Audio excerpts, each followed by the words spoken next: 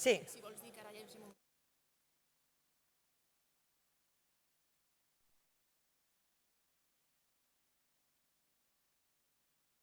Això. Val, sí, que m'obrin un momentet. Hola, hola. Buenos días de nuevo. ¿Se oye bien? Sí. Vale, vamos entrando, por favor, de la pausa café. Ya sé bueno, pues que va muy bien, para coger energía esta pausa café, ¿verdad? Que estaba todo muy rico, ¿verdad? Tot molt bé, tot perfecte. Doncs escolteu, anem a començar, anem a tirar els vídeos, sisplau, d'inici i comencem.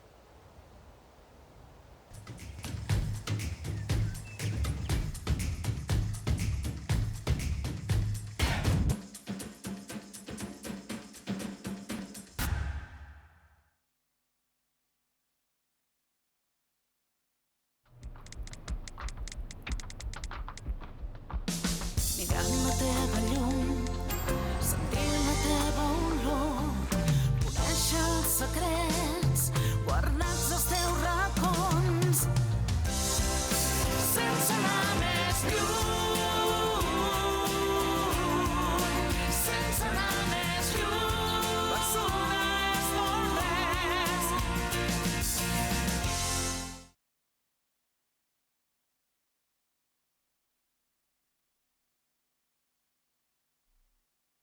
Mar, montaña, cielo o tierra, solo o en compañía.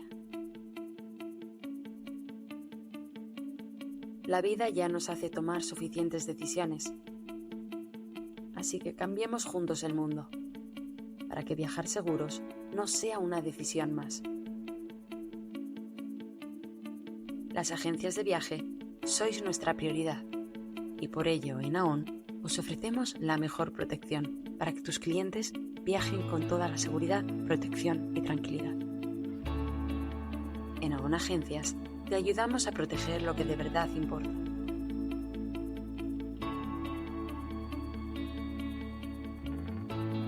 AON Agencias te lo pone fácil. Líderes en seguros para agencias de viaje. Ahora sí, es que eran las ganas de comenzar ya esta segunda parte del foro de esta mañana. Como veis, buenos días de nuevo, muy bien acompañada aquí con tres cracks del periodismo. Es una mesa que a mí, claro, me hace mucha ilusión también, pues estar también acompañada de compañeros, de colegas de profesión. Como sabéis, vamos a analizar la situación geopolítica de este mundo convulso en el que vivimos, donde conflictos armados que están pasando, tensiones diplomáticas, la inestabilidad política, la inseguridad, las crisis migratorias, las sanciones también internacionales, pues todo ello tiene un impacto directo, lógicamente, y muchas veces inmediato incluso pues en la economía, en el consumo, en el comportamiento del turismo a nivel global.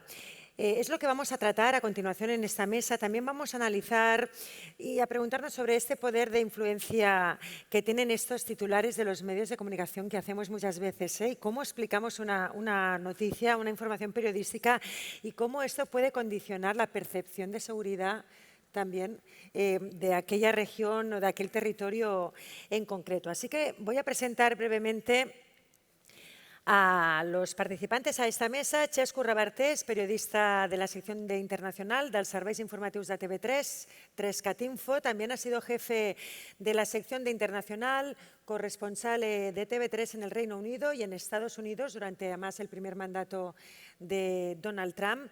Enviado especial en muchos territorios, varios países africanos, hasta Xesco, Oriente Próximo, también en la guerra de Ucrania. Y autor de muchos artículos, también del libro Estats Units, el país de las contradiccions. Gracias, Xesco, por acompañarnos. Juan Fierro, buenos días, periodista de la cadena COPE. Ha sido corresponsal en Washington durante toda una vida, Juan. 27 años. ¿Hasta cuándo volviste? ¿El año pasado? El año pasado. ¿Vino Trump y te fuiste? Bueno, volvió sí. Trump y te fuiste. Bueno, sí, podemos decir. Hizo Más o bien. menos, por si acaso, que no te pille allí. Bueno, ya me pilló la primera, o sea, iba... Sí, pero esta segunda, bueno, luego lo hablaremos, a ver, esta segunda. Fue corresponsal también en Bruselas, corresponsal parlamentario y ha sido jefe de Internacional de la cadena COPE y director y presentador del informativo Mediodía. Eso en toda tu trayectoria, muchísimas gracias. Y també ens acompanya doncs, l'Albert Garrido, periodista, profesor, escritor. Ha trabajado en diferentes medios de comunicación, en Televisión Española, articulista habitual del periódico, del diario El Periódico, colaborador también en Radio 4, en RAC1 y, bueno, pues, profesor en diversas universidades, también autor de varios libros. Voy a destacar, a ver si los digo todos, Entre gitanos y payos. Uno es La sacudida árabe y En nombre de la yihad. Así que Albert también nos acompaña. Muchísimas gracias.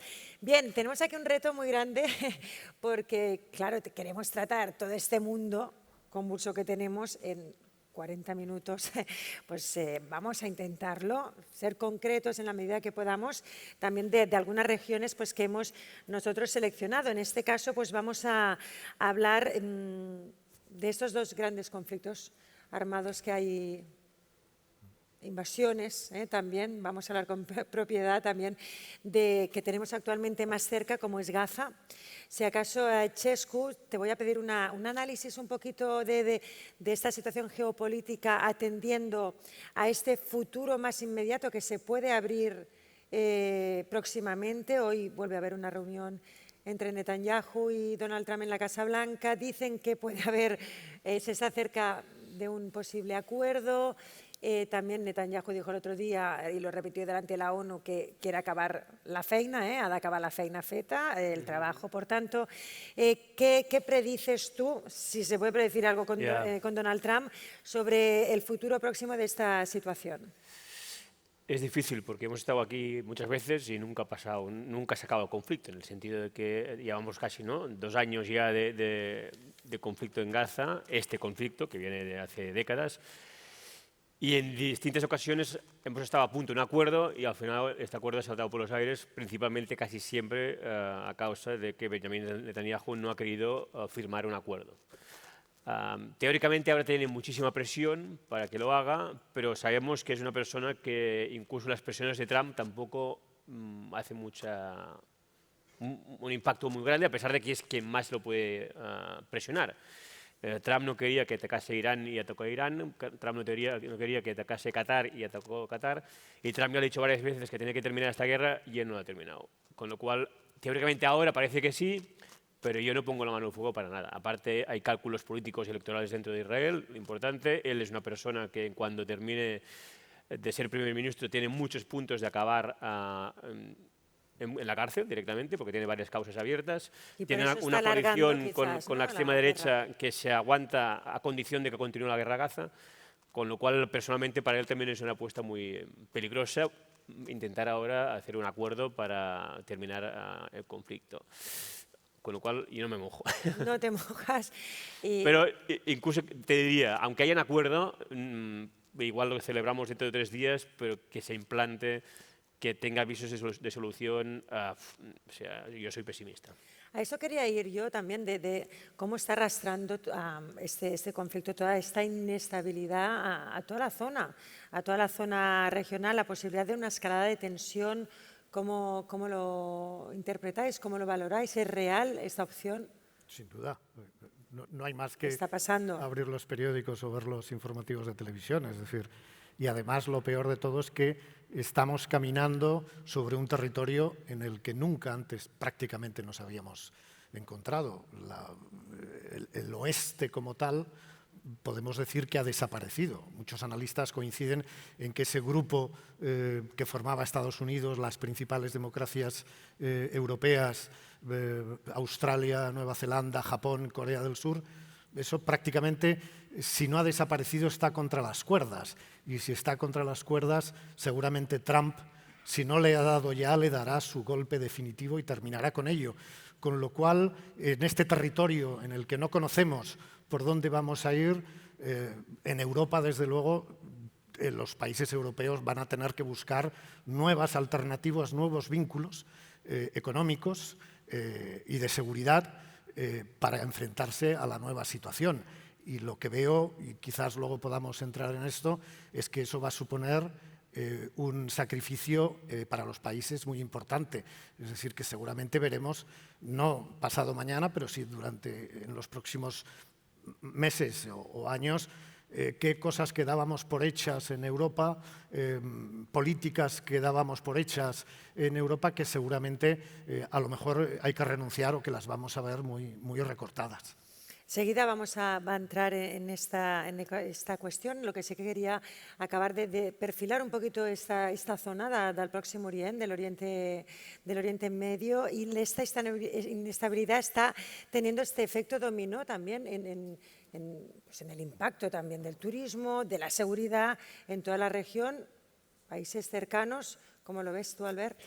Pues básicamente lo que creo que ha sucedido es que un conflicto que empezó siendo casi local, luego fue regional y ahora es global. Y por lo tanto, sea cual sea el desenlace de este conflicto, tendrá repercusión a escala planetaria. Porque además se da una segunda circunstancia muy interesante. Digo muy interesante para no decir que es francamente catastrófica para Europa. Y es que la alianza tradicional de Estados Unidos, como ha explicado él antes, con el resto de países que son democracias liberales, etcétera, etcétera, ha salido perjudicado por la política de Donald Trump, porque por primera vez desde el final de la Segunda Guerra Mundial ha conseguido, con errores de bulto, que un triángulo que parecía imposible se haya concretado. Y ese triángulo se concretó el 2 de septiembre de este año en Pekín, cuando se reunieron el presidente de Rusia, el presidente de China y el primer ministro de la India. ¿Por qué digo eso? Porque históricamente había una alianza de Rusia con la India frente a China y una alianza de China con los países pequeños del sureste asiático.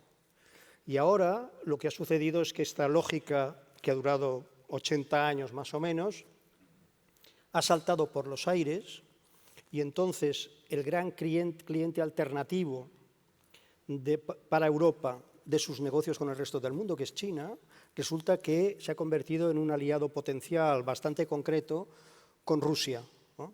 Y eso lo ha conseguido Trump cometiendo errores de bulto, como imponiendo aranceles del 50% a la India, por ejemplo, porque la India tiene que buscar mercados alternativos y un mercado alternativo de todo lo que hace y produce es China, con la que estuvo enfrentada durante decenios por el asunto de Cachemira y por otros asuntos que ahora no vienen al caso porque sería muy largo explicarlo. Quiero decir que hay una lógica de mancha de aceite que se extiende a partir de un conflicto local y regional que es Gaza, y eso afecta con toda seguridad a todos los mercados y a todas las áreas de negocio, y desde luego el turismo no sale inmune de esta situación. Claro, vamos a hablar de Europa, de la guerra de Ucrania, a la invasión rusa de Ucrania, este nuevo modelo de incidentes con drones pasando los espacios aéreos de de países europeos, este muro antidrones que quiere levantar ahora la OTAN. ¿Cómo está la cuestión de la seguridad, Chescu, reestructurándose? ¿Estamos yendo hacia una Europa más militarizada? Sí. ¿Qué conceptos se están cambiando ante esta situación? Sí, sí, muchas más armas, mucha más seguridad, en detrimento seguramente de aspectos sociales y en las sociedades. Y yo creo que Europa, por una parte, es consciente de lo que tiene enfrente, que es una amenaza rusa muy importante, pero también, como decías, con el tema de drones y tal, nos estamos dando cuenta que teníamos una estructura de seguridad montada para parar misiles, para parar ataques con aviones de Rusia, por ejemplo, pero no para unos ataques en drones grandes o pequeños. O sea, nos damos cuenta que hemos invertido una cantidad enorme de dinero para estar más o menos seguros, pero que rápidamente la evolución de la propia guerra en Ucrania nos revela que no es suficiente y que tenemos que actualizar mucho más lo que teníamos, ¿no?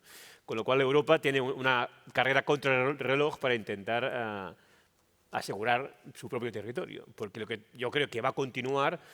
Rusia no puede ganar la guerra de Ucrania a corto plazo, pero lo que sí que puede hacer, y es lo que está haciendo, es provocar a Europa no a una guerra, sino inestabilidad.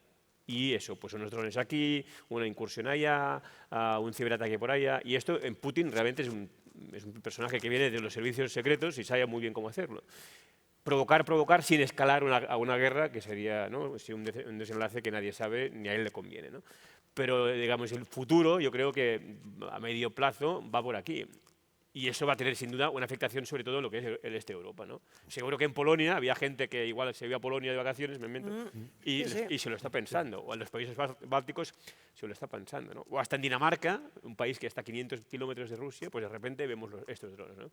Con lo cual, el impacto y el poder que tiene Putin de una forma más sutil, que no es una guerra, pero bueno, ya está en el día a día de muchos países europeos y yo creo que irá más.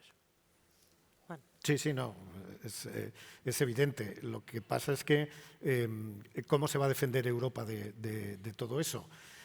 Europa en los últimos 80 años ha construido su estado del bienestar basado fundamentalmente, si nos centramos en estos, sobre todo en Rusia, aprovechándose de la energía rusa, del petróleo ruso fundamental, aprovechándose del paraguas de seguridad estadounidense y del comercio con China, en los dos sentidos. Bueno, todo eso ahora mismo no está, o por lo menos está en duda.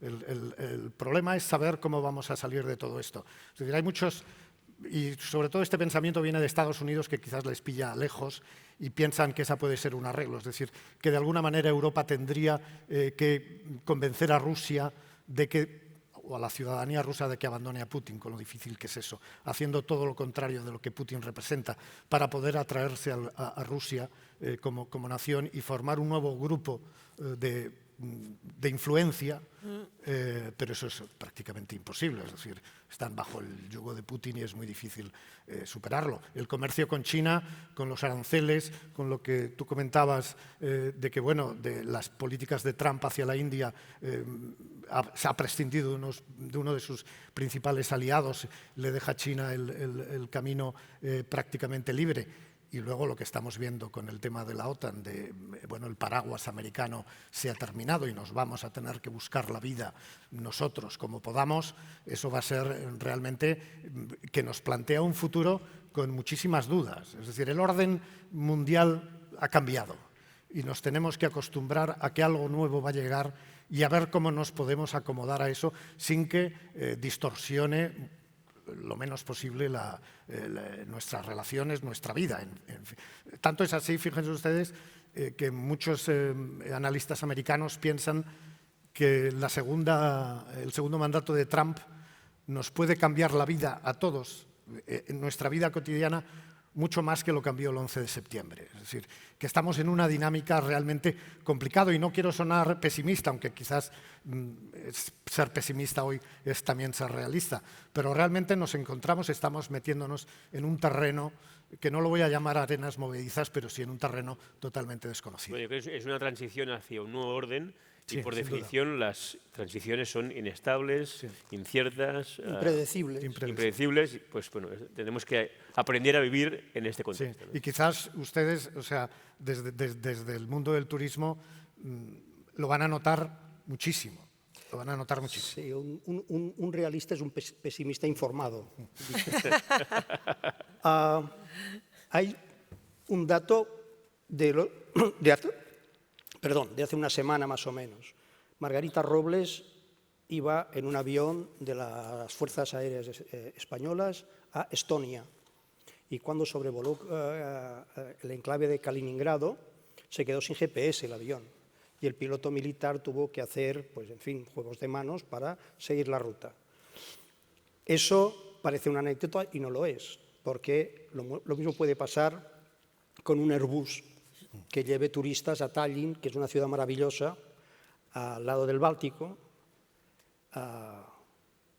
pero que tiene que sobrevolar Kaliningrado, el avión, para llegar a Tallinn, salvo que dé un rodeo espectacular por Finlandia, que sí se puede hacer, pero que supongo que las líneas aéreas no quieren hacer porque les sale más caro el viaje. Y hay otro asunto que me parece muy importante tener en cuenta. Rusia tiene del orden de 5.250 cabezas nucleares.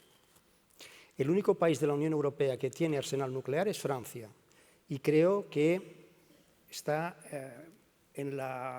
digamos, en el límite de las 300 y algo, algunas cabezas nucleares, con la salvedad de que Francia se reserva el modo y momento de utilizar estas cabezas nucleares. No es algo compartido ni con los aliados de la OTAN ni con los otros países de la Unión Europea. Y eso es determinante porque es un elemento de presión política permanente de Rusia sobre Europa Occidental. Hace pocos días tuve que escribir un artículo para una publicación y puse, y lo repito aquí, creo que Europa por primera vez, Europa Occidental, desde el final de la Segunda Guerra Mundial, es consciente de su debilidad y de su limitadísima capacidad de respuesta. Sinceramente, creo que solo hay una, y es que las sanciones económicas sobre Rusia sean bastante más efectivas de lo que han sido hasta ahora. Por ejemplo, los países occidentales siguen comprando petróleo a Rusia. Y eso no es que lo diga Trump. Trump ha descubierto el Mediterráneo, se sabe desde hace mucho tiempo. Él lo utiliza porque es un hombre muy formado, con un bagaje cultural francamente limitado, y entonces repite algo que ya se sabía.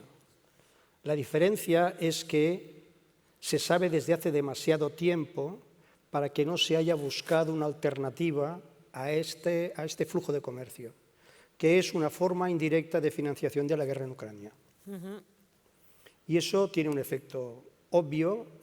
Antes de empezar esta sesión le he comentado a Cristina que en Bulgaria ha caído la cuenta turística porque personas de Hungría y de otros países que iban a la costa del Mar Negro pues han buscado alternativas porque, claro, al otro lado del Mar Negro está Rusia. Vamos a entrar al kit de la cuestión, porque parece que todo pasa por Donald Trump, ¿verdad? El segundo mandato de Donald Trump y cómo ha trastocado este nuevo orden mundial y todas las relaciones diplomáticas, geoestratégicas, etcétera. ¿Qué implica este segundo mandato? ¿Qué está implicando a nivel global? Hablamos de este nuevo orden mundial. Hablamos de bloques que se van construyendo, que pueden recordar a otra época, ¿no? A la época quizás de la Guerra Fría, pero de otra dimensión, de otra manera, de otra forma, en la que sí que son bloques totalmente rivales, ¿o no? ¿O tienen sus intereses entre ellos comerciales? Yo creo que hasta la segunda llegada de Trump caminábamos hacia un mundo de bloques otra vez. Pero ahora hay bloques, pero el bloque occidental está partido, digamos, ¿no? Nadie confía, yo creo, en Europa en Donald Trump, con lo cual el asset más importante que teníamos nosotros, que éramos un bloque potente porque era Europa más Estados Unidos, yo creo que esto se ha acabado. Y nadie confía, nadie puede poner la mano que si pasa algo en Estonia, porque Rusia invade un trozo de Estonia, o hace algo en Estonia, parece que venga Trump y defienda a Estonia, ¿no? Y esto, claro, lo cambia todo, porque este mundo que había un equilibrio precario, ahora ha reventado, ¿no? Y eso, y como no sabemos de qué lado está Trump, en función del día está a un lado, en función del día está al otro, eso genera yo creo, una incertidumbre enorme a Europa que no sabe muy bien por dónde tirar. Estados Unidos, ellos tienen la sensación, al menos Trump, de que esto les irá bien. Yo tengo mis dudas, pero ellos están convencidos que desengancharse del mundo, el proteccionismo, a aislarse del resto de países, a tener políticas agresivas comerciales hacia el resto del mundo, etcétera, etcétera, eso va a repercutir en un mejor bienestar dentro de Estados Unidos. Está por ver, es un experimento que hace décadas y décadas que nadie hace a esta escala, con lo cual veremos. Yo soy escéptico por muchas razones, pero hay una parte importante de americanos que apoyan a Trump. Ganó unas elecciones, tiene una legitimidad para hacer lo que hizo, que prometió que iba a hacer y que está haciendo.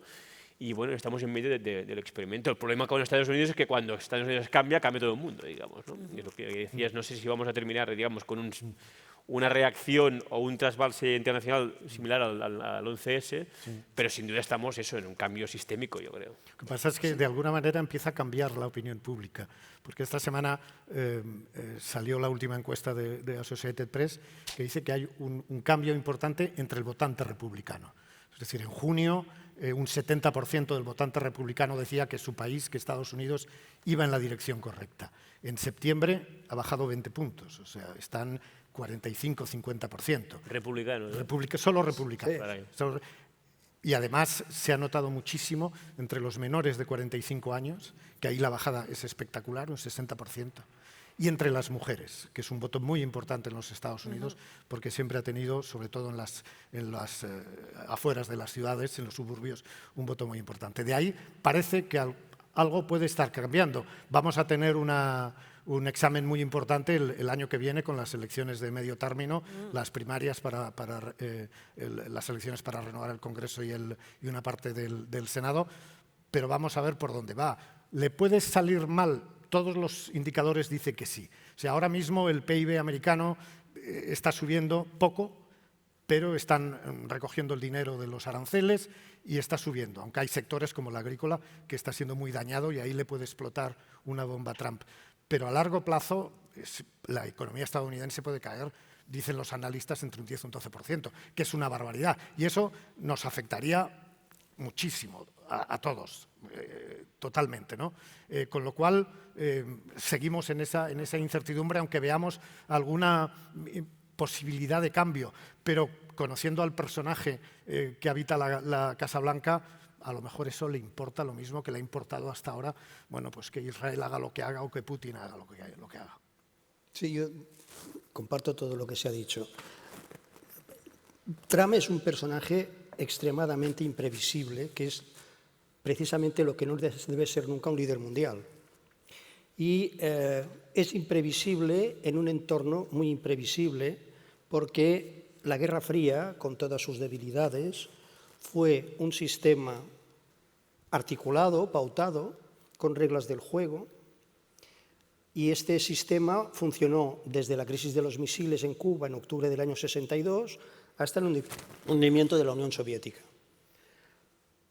Y hay una segunda cuestión muy importante, y es qué efecto tiene sobre la economía de Estados Unidos una política de penalización de las importaciones. Yo me he apuntado aquí unas cifras que son de la semana pasada y que reflejan lo siguiente.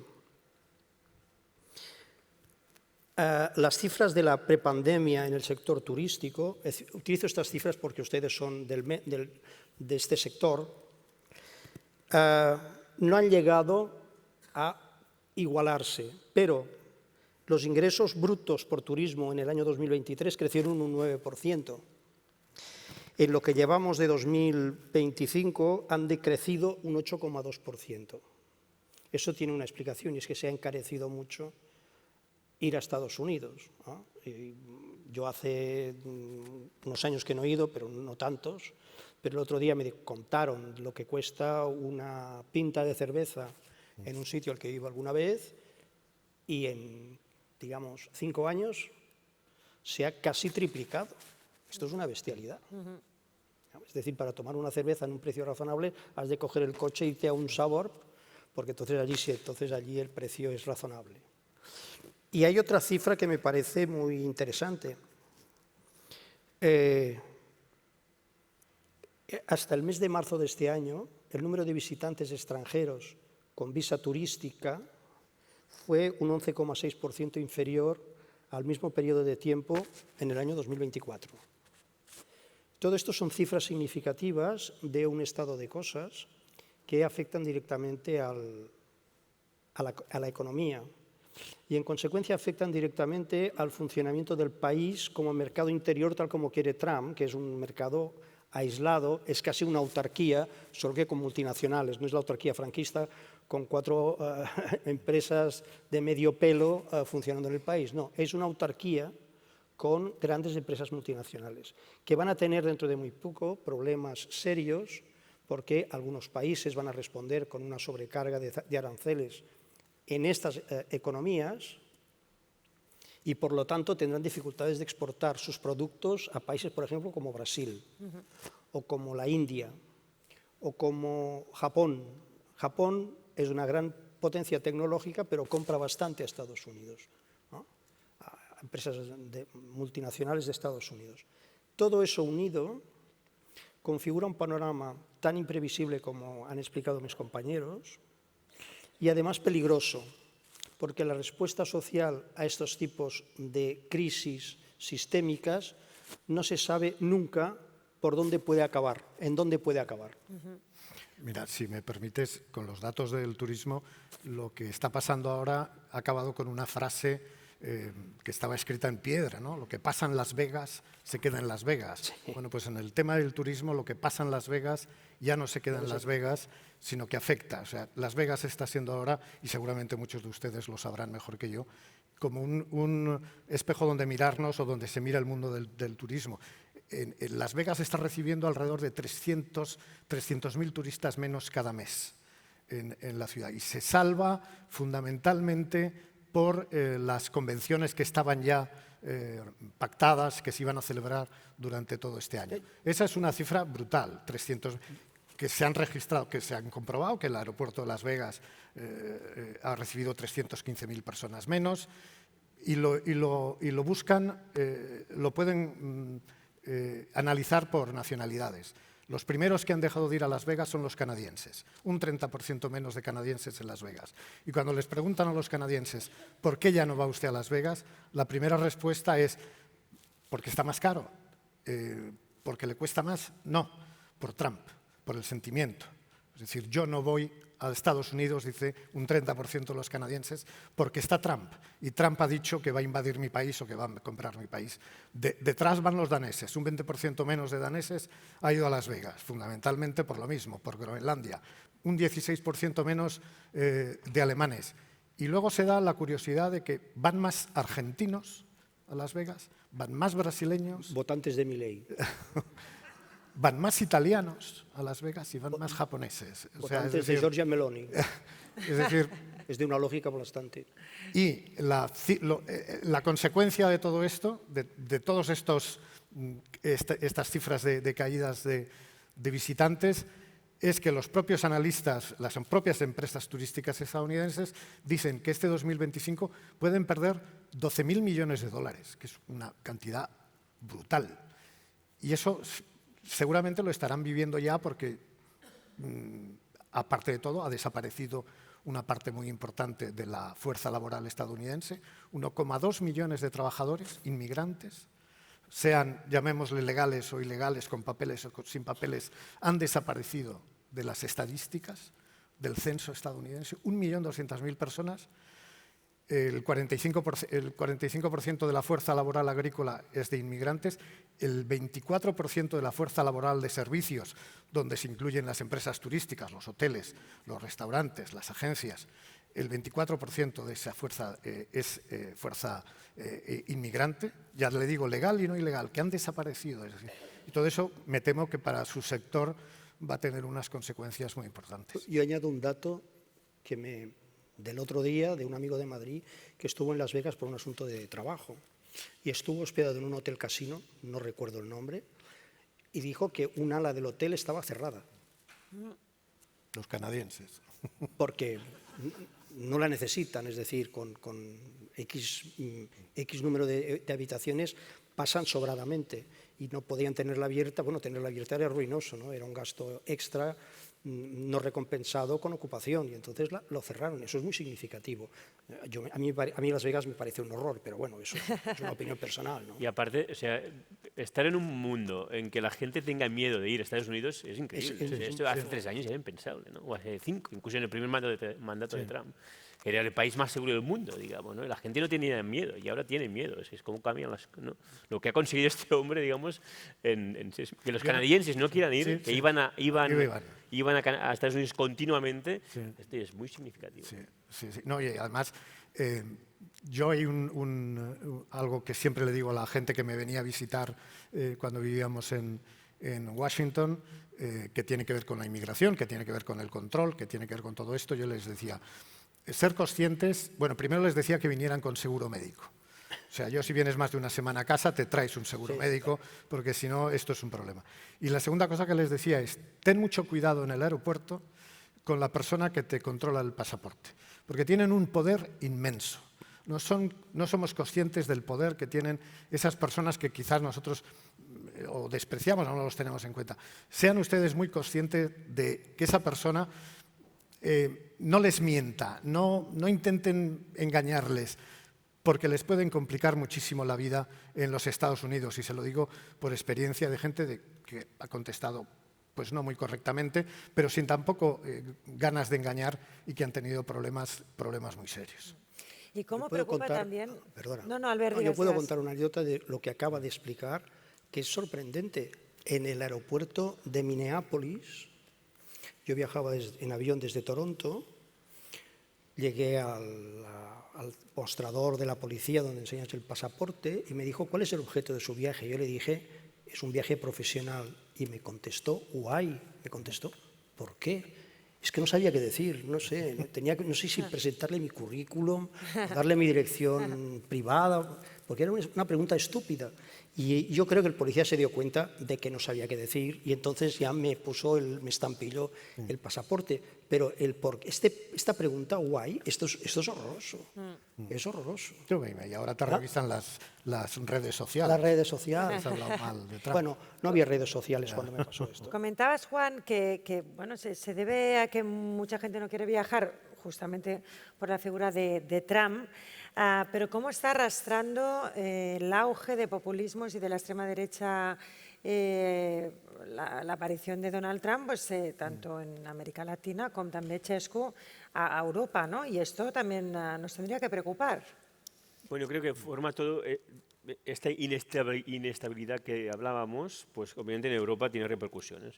Si imaginamos Europa en 2028, 2029, no es descabellado pensar que en Francia puede gobernar Le Pen, en Alemania el 29 puede gobernar Alternativa por Alemania, en Inglaterra puede estar el partido de Farage, Reform, o sea que la misma estabilidad que hemos tenido en Europa más o menos durante décadas, ahora tampoco podemos poner la mano en el fuego, porque que uno de estos, sobre todo Alemania y Francia, que de repente caiga en manos de la extrema derecha, nadie sabe por dónde puede ir. Puede ser una extrema derecha moderada, digamos, o no.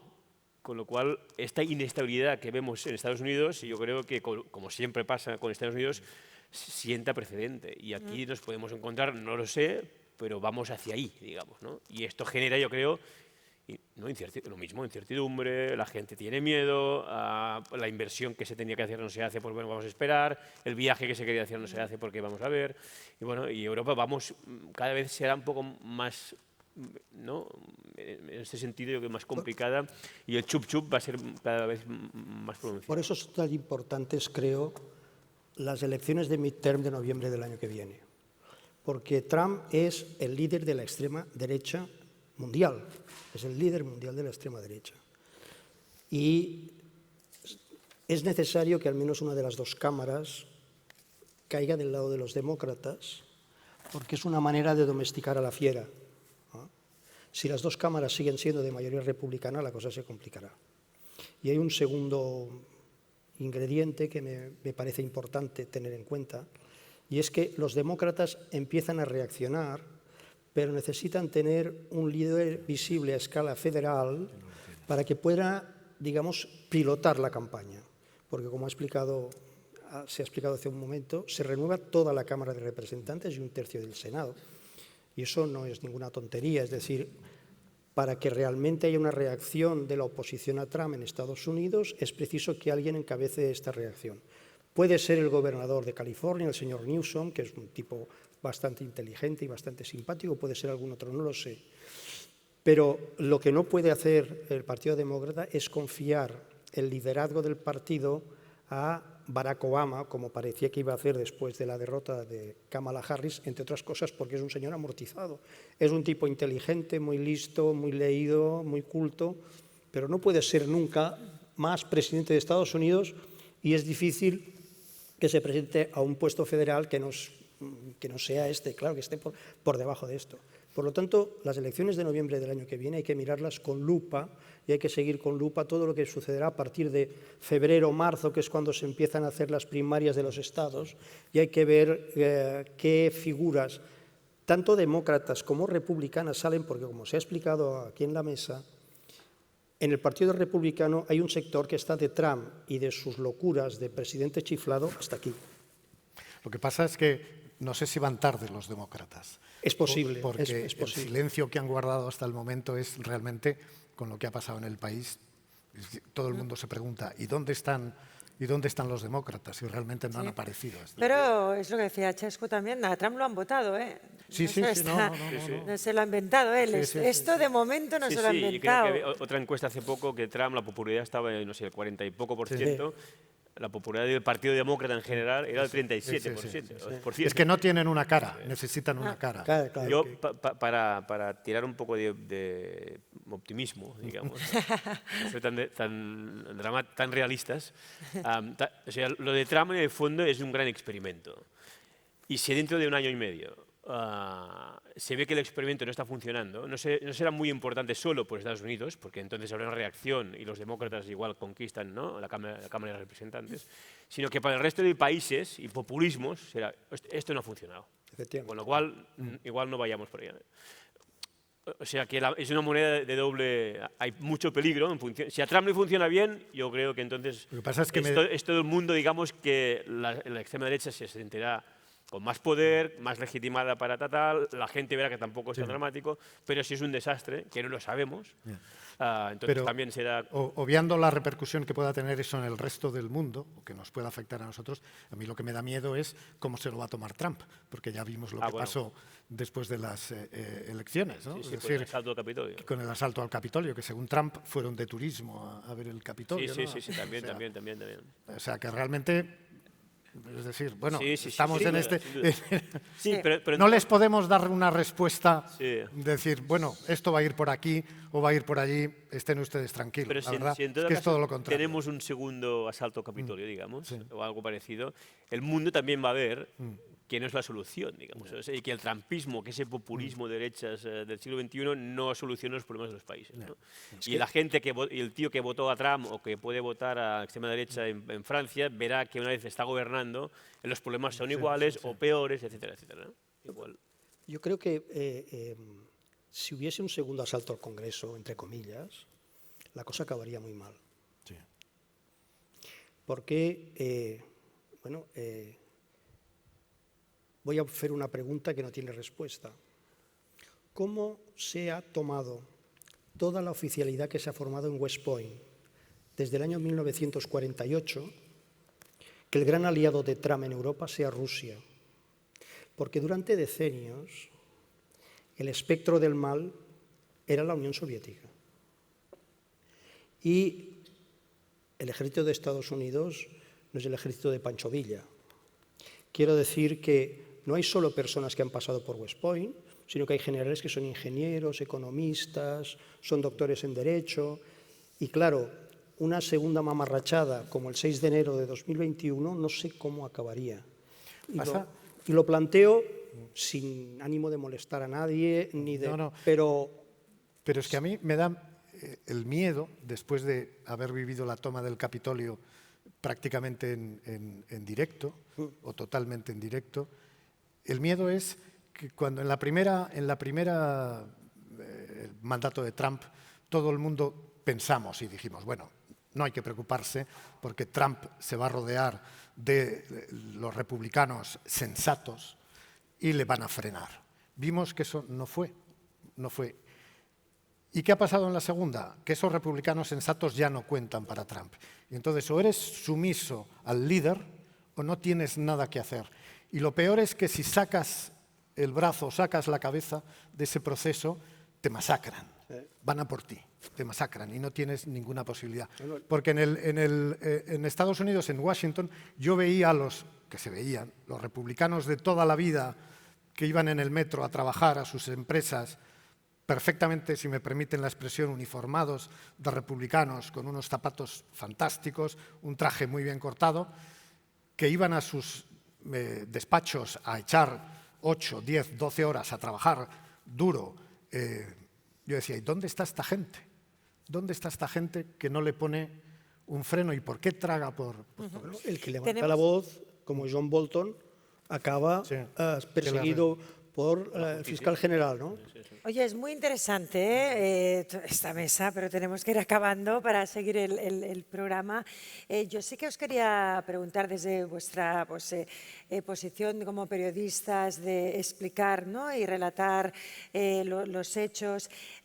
¿Qué poder de influencia creéis que vosotros como periodistas, a la hora de que explicáis un relato, vuestra narrativa mediática influye o no en la percepción de seguridad de un lugar, de un territorio, de una región? ¿Somos conscientes de ello? Y también cómo podemos influir con nuestra narrativa mediática pues, a diseñar, ¿no?, esta realidad o esta visión. Hombre, sí que influye, pero yo creo que si tú haces el trabajo de periodista, yo qué sé, y en Nepal hace un mes hay una revolución y queman el Parlamento, pues tienes que contarlo, ¿no? Y obviamente sabes que contando esto, pues las agencias que tenían viajes contratados a Nepal, pues se lo van a comer todo, pero bueno, es la obligación nuestra es informar de qué está pasando. Peor sería no decir nada o intentar taparlo, porque igual entonces la persona se va de viaje a Nepal y se encuentra ahí un Cristo considerable, ¿no? Con lo cual, yo creo que igual no somos conscientes de los efectos que tienen nuestras informaciones, pero no podemos dejar de hacerlas, o no somos tan conscientes, digamos, pero no por eso tenemos que dejar de contar lo que pasa, ¿no? No, sin duda. O sea, y además lo más honestamente posible, es decir, o por lo menos de lo que consideramos honestidad. Es decir, yo le cuento a usted lo que está pasando con mi mejor intención y sin ninguna intención de ocultarle nada. Lo que pasa es que yo soy muy escéptico y eso que yo no soy nada partidario, ni estoy en las redes sociales, pero es que ahí hay otra historia. Sí. Es otro mundo. Ahí hay otra historia. Es decir, que yo le puedo decir a mis oyentes, esto es lo que está pasando, que bueno, puedo tener más o menos audiencia, pero luego un vídeo de TikTok o un comentario en YouTube Te barre. te barre. Sí, Sí, Albert. yo creo que lo que tenemos que hacer los periodistas es contar lo que pasa y explicar por qué pasa, ¿no? Esas dos cosas. Eso, en principio, dicho así, parece muy sencillo y luego no lo es. Pero hay un factor añadido en los últimos 20 años, que son las redes sociales. En Estados Unidos, según una encuesta del Pew Center, el 40% de los ciudadanos de Estados Unidos dicen que tienen como única fuente de información las redes sociales. Entonces, en las redes sociales, el origen de las noticias es imposible detectarlo, ¿no? Es decir, la solvencia de las fuentes carece de toda virtualidad profesional, ¿no? Cualquier persona con buena o mala intención puede decir cualquier tontería en cualquier momento y que aquello circule por YouTube o circule por Instagram o por lo que sea, me da igual. Entonces yo creo que está sucediendo algo que está modificando la creación de corrientes de opinión pública, y es que los medios convencionales, prensa, radio y televisión, a la larga, en la formación de opinión pública, se están convirtiendo en medios minoritarios que solo tienen en cuenta sectores muy concretos de la sociedad. el mundo académico sin duda, pero no solo el mundo académico, seguramente el mundo empresarial, el mundo del asociacionismo, pero más allá de esto, el flujo que realmente domina la creación de opinión pública son las redes sociales. Y bueno, el asunto de las vacunas, por ejemplo, de estas últimas semanas, u otras estupideces que han dicho algunos personajes, entre ellos Trump, por cierto, solo tienen sentido porque en las redes sociales la gente se lo cree. Muy bien, pues muchísimas gracias. Muchas gracias por vuestro análisis y concreción, lo hemos pedido, y muchas gracias porque realmente podríamos estar hablando un foro completo de estas cuestiones. Así que un aplauso y muchísimas gracias. Anem a fer una fotografia. Aquí mismo. ¿Dónde? Aquí, aquí. Posem aquí per la, vale. per la fotografia. Efectivament. Ens juntem una miqueta així. Perfecte.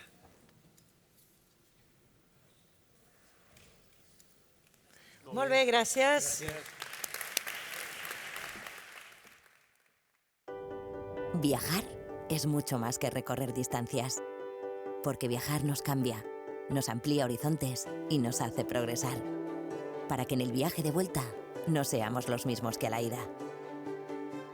Y ese es el propósito de Iberia, conectar personas con el mundo, uniendo culturas, acercando a las empresas a nuevos mercados, ayudando allí donde se necesita y apoyando el talento español dentro y fuera de nuestras fronteras. Somos la compañía líder en vuelos a Europa y América Latina, porque volamos en aviones de última generación, más modernos y eficientes. Y avanzamos día a día para dar una mejor experiencia a nuestros pasajeros, con más espacio, privacidad y entretenimiento a bordo. En la actualidad, volamos a más de 140 destinos. Y gracias a nuestros socios, ampliamos a más de 340 destinos para viajar a Norteamérica, Oriente Medio, África, Asia y Latinoamérica. Llevamos 98 años acercando a las personas hasta donde quieren llegar. Y seguiremos dándoles razones para que elijan hacerlo con nosotros. Porque lo que hacemos en el cielo se refleja en la vida de las personas.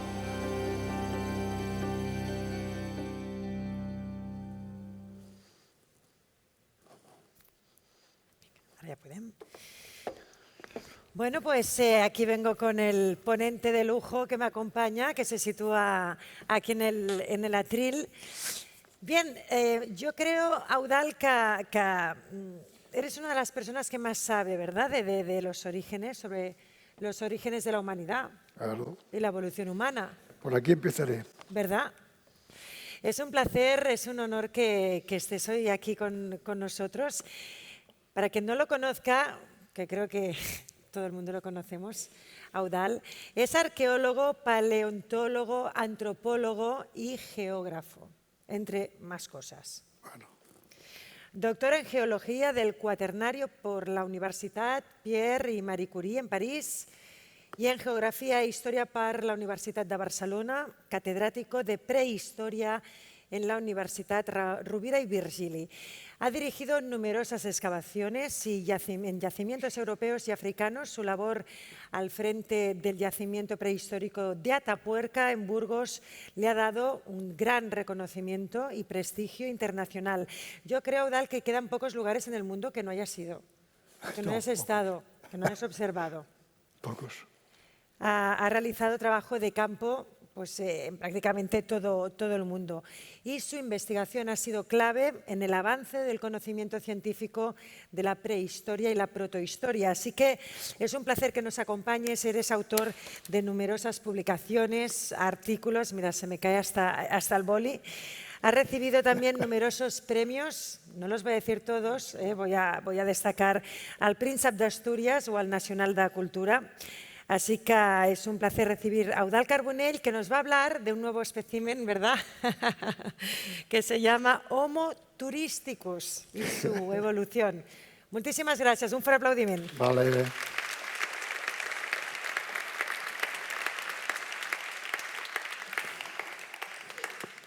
Bueno, buenos días. Ya debéis estar cansados, ¿no?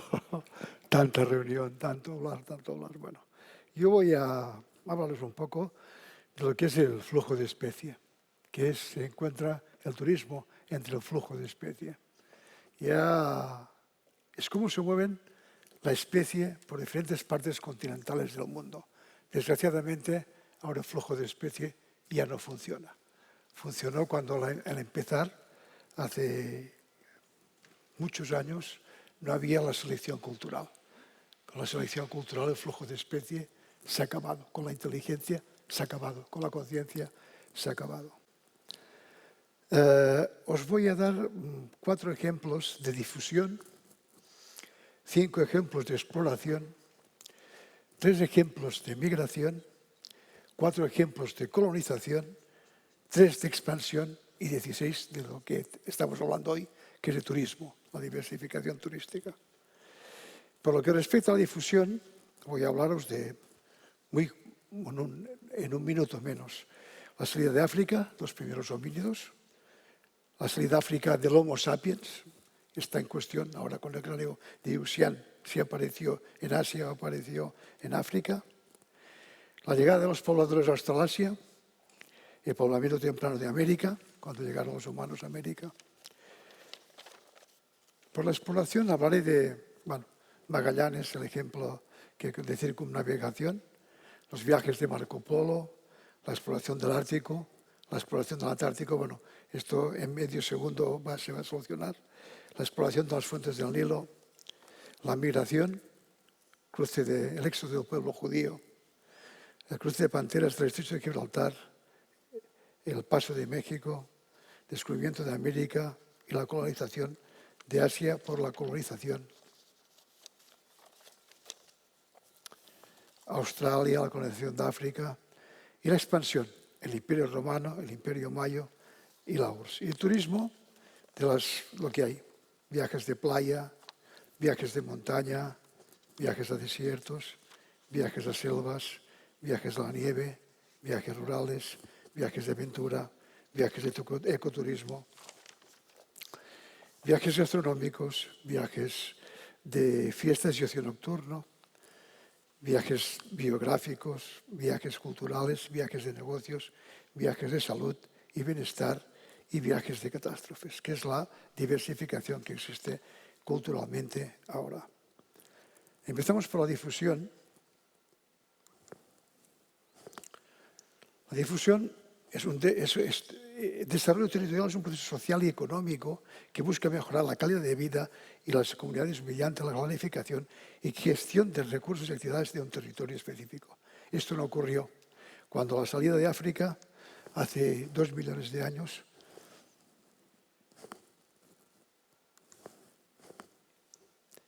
los primeros migrantes salieron de África hace entre 2 y 1,8 millones de años, como muestran los fósiles de 1,8 millones de años que muestran los fósiles de Manisi en Georgia.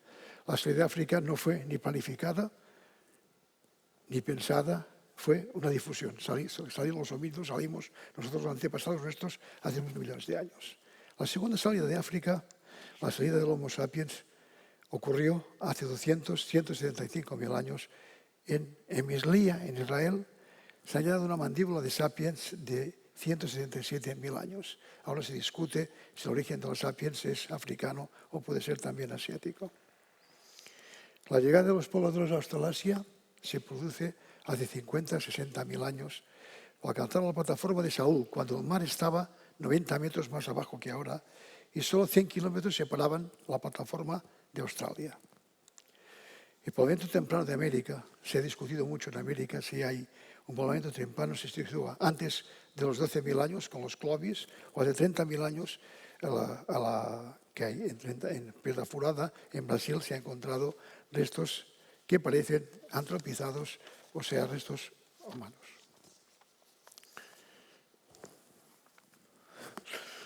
La exploración ya es una actividad consciente del ser humano, la presenta la de buscar a propósito de descubrir, de informar a recursos, especialmente en contexto geográfico, del espacio en lugar de investigación, desde lo que en las ciencias de la Tierra y en la astronomía. Magallanes comenzó en 1519, tras la muerte de Magallanes de Filipinas en 1521, Juan Sebastián Elcano completó la primera circunvalación al mundo en 1522. Los viajes no olvidables del siglo XIII, entre 1271 y 900 de Marco Polo. Viajó desde Venecia hasta la corte de Kublai Khan, China, en recorrido más de 24 años. La exploración del Ártico. Los vikingos colonizaron Groenlandia hace 985, hace 500 años, pero no la colonizaron. La colonizaron el descubridor Robert Peary. La exploración del Ártico, todos los polos sur, Gabriel de Castillo en 1630 ya lo vio. Pero Shackleton y en 1900, Amundsen, Scott, hubo una gran discusión en las fuentes. La exploración de las fuentes del Nilo, en el lago Tanganica, el Nilo Blanco, el lago Victoria. En el 19, John Speke identificó el Nilo Blanco, mientras el Pedro Páez ya descrito el Nilo Azul en 1968. La migración. La migración es otro flujo de especie muy importante, que es desplazamiento geográfico de individuos o grupos, generalmente por causas económicas o sociales. El éxodo judío, ¿os acordáis? El éxodo judío en el siglo XIII a.C., son guiados hasta Egipto por Moisés. El cruce de pateras del estrecho de Gibraltar, desgraciadamente lo que estamos viviendo ahora a finales del siglo XX, actualmente de 10.000...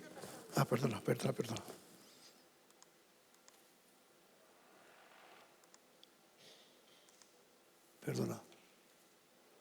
Paso el estrecho de Gibraltar, las pateras, entre 10.000 y 20.000 personas cruzan cada año el estrecho para pasar siguiendo ruta natural y también por aves y animales. El paso de México, especialmente en la década de los 70, México se convirtió en el tránsito de destinos de migrantes centroamericanos hacia Estados Unidos. La colonización es un proceso de establecimiento de control sobre áreas o pueblos para que personas extranjeras avancen su comercio, cultivo, explotación y posibles asentamientos. El descubrimiento de América, por Cristóbal Colón, iniciado la colonización española, la explotación de territorios y recursos, sabiendo que es la primera caída demográfica más grande que ha habido.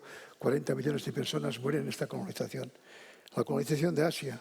El Reino Unido expandió su control durante el siglo XIX, especialmente en la India, estableciendo comercio con esos. La colonización de Australia. Australia salió de la prehistoria. James Cook la descubrió en 1770. En 1778, la primera flota británica estableció el asentamiento de Nueva Gales del Sur.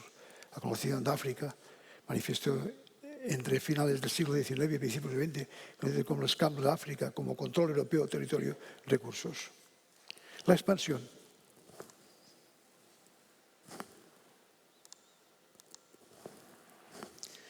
La expansión territorial se refiere al proceso mediante el cual un país o nación amplía sus fronteras, ya sea a través de la conquista o colonización de acuerdos diplomáticos. El Imperio Romano existió entre 27 a.C. y 476, expandiéndose en gran parte de Europa, en Norte de África y en Oriente Medio. El Imperio Maya, su periodo clásico duró entre 250 y 900 después de Cristo. La Unión Soviética existió entre 1922 y 1991. Y, finalmente, el turismo. ¿Qué es el turismo? Es el conjunto de actividades y servicios vinculados con los turistas, es decir, con las personas que viajan temporal y voluntariamente a los lugares del mundo. Se estima que en el mundo entero viajen más de 1.000 millones de turistas por año. El turismo es de ir y venir. No es como las migraciones, no es como la difusión, no es como la expansión. Turismo tiene previsto ir y venir. Se caracteriza. Los viajes de playa comenzaron a popularizarse en el siglo XVIII, en Brighton, Inglaterra, cuando la aristocracia viajaba al mar para salud, ocio. Hoy son muy famosos en España, en el Caribe, en Tailandia, y todos conocemos. Viajes de montaña. Su desarrollo a finales del siglo XVIII en los Alpes suizos, como turismo de naturaleza y salud, actualmente son populares en Francia, Suiza, Austria. Viajes de desiertos. El turismo de desiertos se inicia en el siglo XIX en el Sáhara, en Marruecos y Egipto. Hay famosos en Marruecos y Emiratos Árabes, Estados Unidos. Viajes en Árabes Unidos. Viajes a las selvas. Comenzaron los exploradores científicos en el siglo XIX en la Amazonia brasileña. Actualmente destacan Brasil y Costa Rica. Viajes a la nieve. Se popularizan en el siglo XIX los Alpes suizos y Austria, primero como deporte de élite, hoy famosos en Suiza y Austria y Canadá. Viajes rurales. Todos conocemos las casas rurales actuales en España, cómo ha crecido últimamente. Viajes de aventura. Se consolidan en el siglo XX inspirados en exploradores como África, Sudamérica, hoy destacan Nepal, Costa Rica, Nueva Zelanda. Y viajes de ecoturismo. Comienzan los 80 en Costa Rica, centrados en la conservación de la naturaleza y famosos en Costa Rica, Ecuador y Kenia. Viajes gastronómicos, el enoturismo, hay mucho en este país. Se desarrolla en el siglo XX en Francia para descubrir la cocina local. Actualmente destaca en España, Japón y Francia.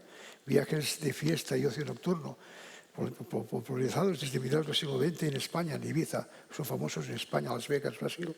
Viajes biográficos, nacieron en el siglo XX, cuando la gente empezó a visitar lugares relacionados con la vida. Personas famosas, escritores, artistas, son populares en París, en casa de escritor, Londres, Shakespeare, Viena, Mozart. Viajes culturales. Modernamente se consolidaron en el siglo XIX en Italia y Francia. Están museos, patrimonio histórico, actualmente son populares en Italia, Francia, Egipto. Viajes de negocios. Se expanden con la industrialización del siglo XIX, especialmente en Londres, Nueva York.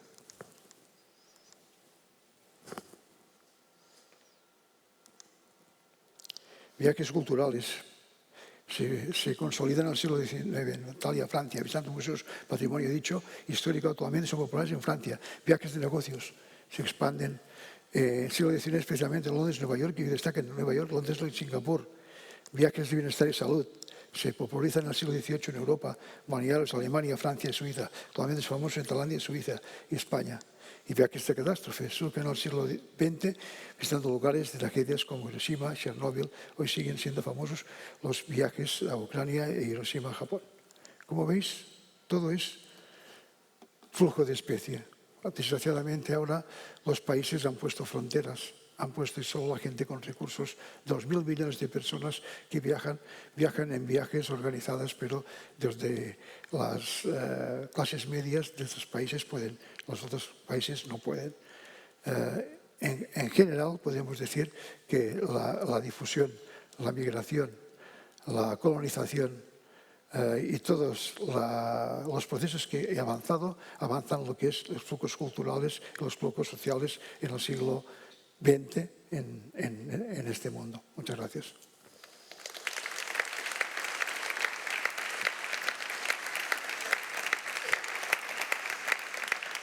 Si hay alguna pregunta.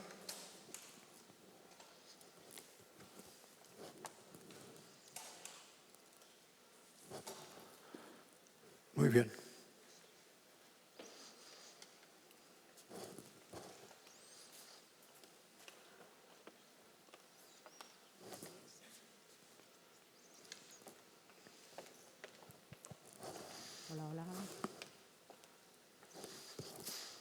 M'ha semblat entendre que la colonització d'Amèrica havia comportat la mort de 40 milions de persones. Ho he entès bé? És la caiguda demogràfica més important que hi ha hagut a la història d'Amèrica. I ho has dit així de passada, eh? Sí, de passada. Bueno, podria encendre molt més, però és la caiguda demogràfica. Bueno, malalties pròpies de l'home blanc quan arriba allà i coses lligades a les malalties, l'organització econòmica, etc. 40 milions de persones. La caiguda demogràfica més important que hi ha hagut a la història. Després de les guerres. Pensava que ho havia entès malament i això trasbalsa moltíssim. Gràcies per la data.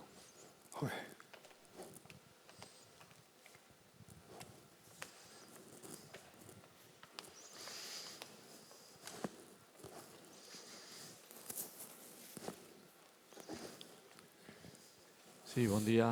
Bon dia. Doctor Carbonell. Jo estic interessat en saber si, d'acord amb la seva opinió, l'ésser humà és un ésser nòmada, fisiològicament nòmada, i si el sedentarisme va contra la nostra espècie. Gràcies. Molt bona pregunta. Molt bona pregunta. L'ésser humà s'ha destacat sempre per ser explorador, per ser colonitzador, per emigrar, per difondre's en el territori. Per tant, jo diria que l'ésser humà, en la seva naturalesa, no està ser sedentari. Sedentaris ho som fa 7-8.000 anys. Per tant, el 99,9% de la nostra història hem set nòmades. I nòmades continuem sent, encara que la sedentarització ha fet molta feina. Per això tenim tots els processos biològics, els processos patològics, els processos que tenim actualment, perquè no som gregaris, som nòmades.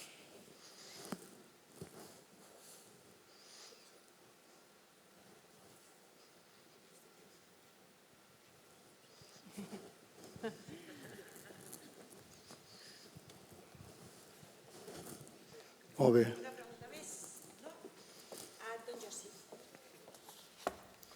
Jo sí. Ara què està fent, doctor?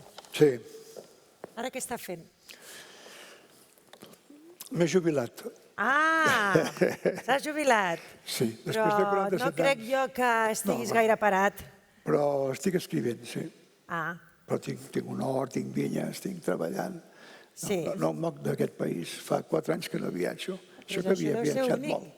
Deu ser extraordinari que no viatgis. No. A quants països has estat? Els tens comptats? A molts, però havia fet 120 conferències cada any a tot el món, 120. contínuament.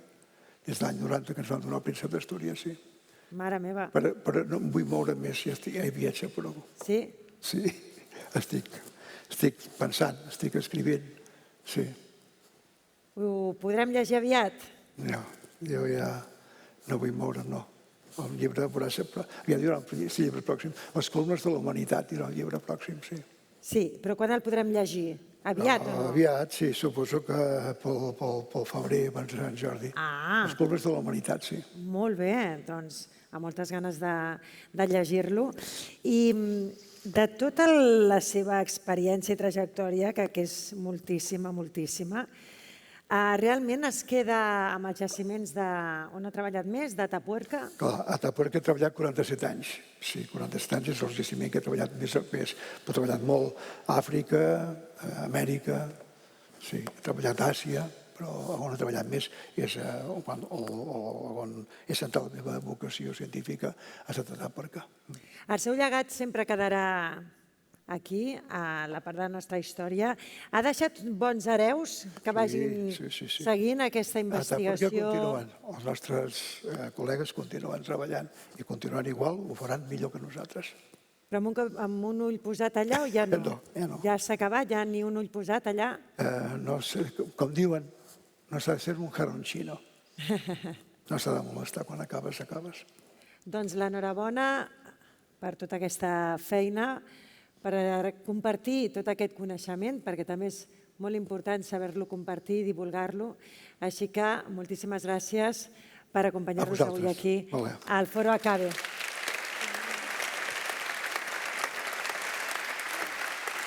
La motxilla.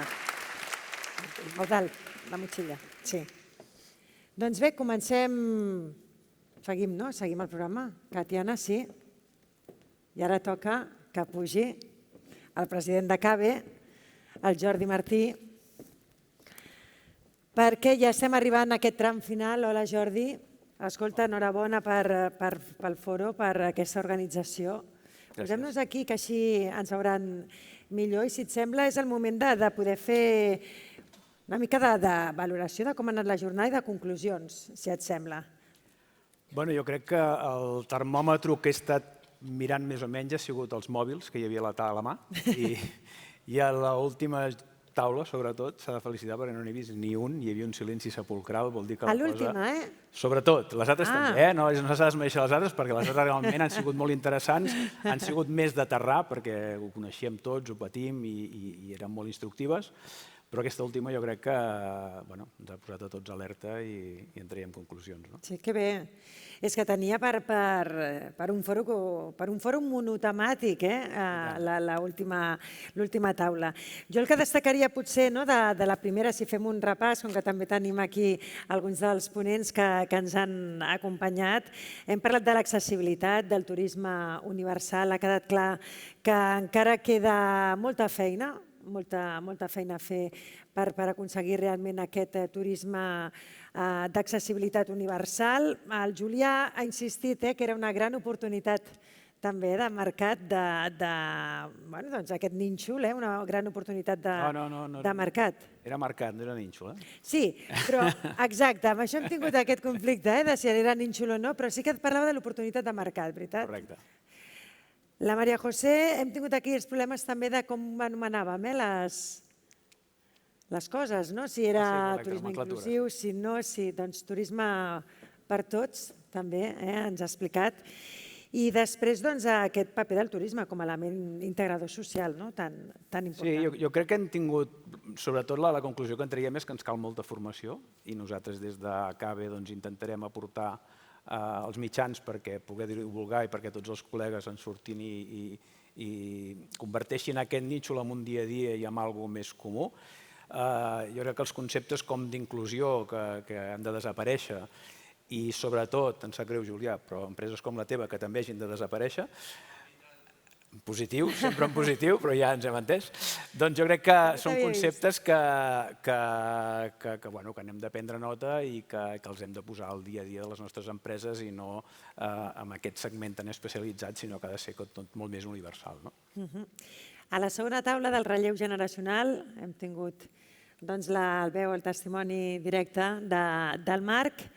Ha quedat clar que hi ha joves, que tenim joves que tenen ganes i que estan formats, però la situació és complicada, però jo crec que ens hem sentit tots prou identificats. Jo crec que un dels reptes que tenim com a associació és rebaixar aquesta mitjana d'edat i fer-nos adaptius amb aquests reptes que el Marc explicava i que molts no ens estem visquent a casa i que més d'un, si no haguéssim tingut la Marta que ens ha parlat en nom de tots, però teníem tots ganes d'aixecar-nos per explicar la nostra experiència perquè tots crec que estem en aquest repte generacional d'intentar transmetre aquest entusiasme que vam posar nosaltres en el seu moment, però que hem de ser conscients que tots els paràmetres estan canviant i que hem d'entendre que no només la nostra manera és la bona de fer, sinó que hem d'aprendre molt dels que venen que en puguem aprendre molt també.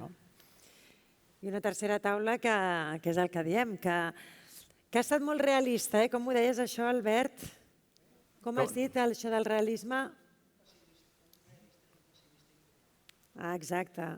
Sí, jo no sé, jo vull pensar que 4 anys o 3 passen ràpid, perquè realment a l'escenari que heu pintat no crec que puguem dormir massa tranquils la resta fins que acabi aquest bon home el seu mandat, que també crec que hi ha limitació de mandat, o sigui que ja veurem. Bueno, no ho sé si també ho revoca, però en fi. El que està clar és que tots hem après a viure amb aquest tuit diari per veure com sortirà i com ens afectarà i hem vist això com mercats com el nostre, els Estats Units, que estava en el top 3 segurament, han desaparegut i això ens afecta. El que també és veritat és que les vendes estan anant bé, el qual demostra que tenim una capacitat de transformació i de posar-nos al dia com a sector. Precisament dèiem l'any 2000 va irrompre internet, van irrompre empreses com Booking, com Expedia i ens donaven a tots per mort i enterrats, la intermediació desapareixia. Han passat 25 anys, aquí seguim i per molts anys més. I per 25 mínim, 25 mínim més.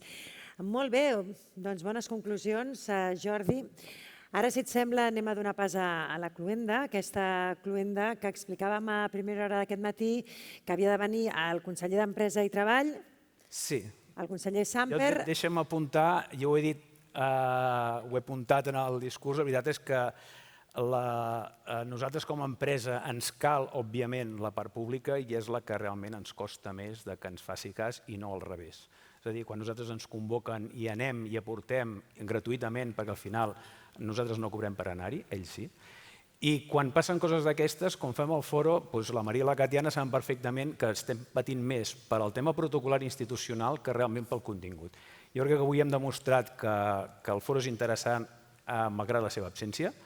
S'ha d'agrair molt també el fet que hagi vingut la directora general, que també entenem que tenen agendes i que per invertir un dematí és complicat, Però bueno, agrair-li també la seva assistència, però sap greu que no es dongui, que no es prioritzi aquest coneixement i aquestes ganes de portar... Han estat qüestions d'agenda d'última Segur, hora, Jordi. A més, sempre surt el comodí del president que els salva de tot. Escolta, ens ha enviat un vídeo, això sí, correcte. vídeo de Cluenda, que de seguida el veiem. Molt bé. Amics i amigues de CABE, d'entrada dir-vos que era la meva voluntat d'acompanyar-vos i ho tenia més que previst i preparat, però un canvi a l'agenda del president ha fet que l'hagi de representar en una inauguració i no podré ser amb vosaltres a la vostra celebració. Però no volia deixar d'adreçar-vos una salutació per felicitar-vos per aquests 25 anys d'associació d'agències de viatges, 25 anys de feina ben feta, 25 anys de prestigi, 25 anys en els quals heu vist molts canvis en el sector del turisme. Canvis que sempre heu afrontat amb capacitat d'adaptació i donar la millor resposta als vostres clients. Vosaltres sou una part important de la cadena que forma la indústria turística. Sou prescriptors i ajudeu a donar el valor que volem al nostre destí. Ara, més que mai, davant de molts canvis disruptius, davant d'un turisme que també està canviant, calen veus com la vostra, amb coneixement i amb professionalitat. Feu i fareu falta. El turisme, com a indústria, necessita la professionalització i l'excel·lència. Ho ha necessitat sempre, però ara més que mai. Endavant amb la vostra feina i per molts anys més.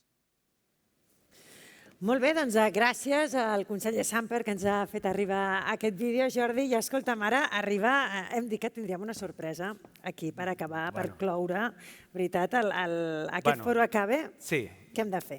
Res, hem de brindar. Hem de brindar. Jo demanaria, sisplau, si em vol acompanyar el comitè executiu, que tinc per aquí els bíceps escampats, i la Catiana, la gerent, si em volguéssiu pujar a l'escenari, sisplau, i ni que sigui simbòlicament, home, algú s'ha d'aixecar primer, ni que sigui simbòlicament, la veritat és que ens hagués agradat poder brindar plegats i servir-vos a copes a tots, però la logística ens ha vençut, no hem sigut capaços d'organitzar-ho, però bueno, estem molt contents, molt agraïts que ens hagueu acompanyat un any més, que en portem 25, que ganes de 25 més, els que vinguin a darrere, jo crec que nosaltres ganes de 25 més no crec que ens en quedin, però bueno, en tot cas ens fa moltíssima il·lusió complir aquest aniversari, seguir el llegat del que ens han precedit i ser capaços de transmetre aquest llegat i seguir amb aquesta feina des de CABE, posant en valor les agències de viatges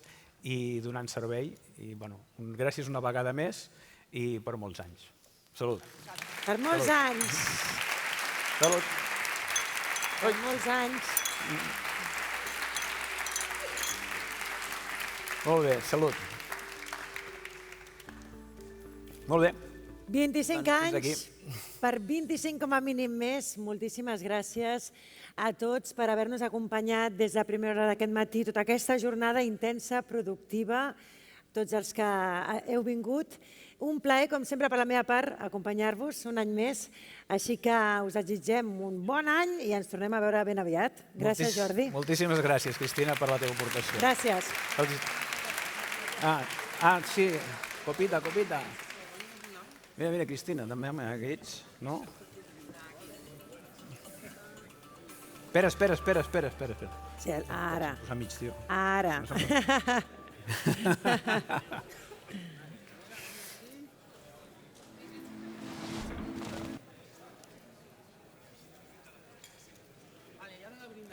Molt bé.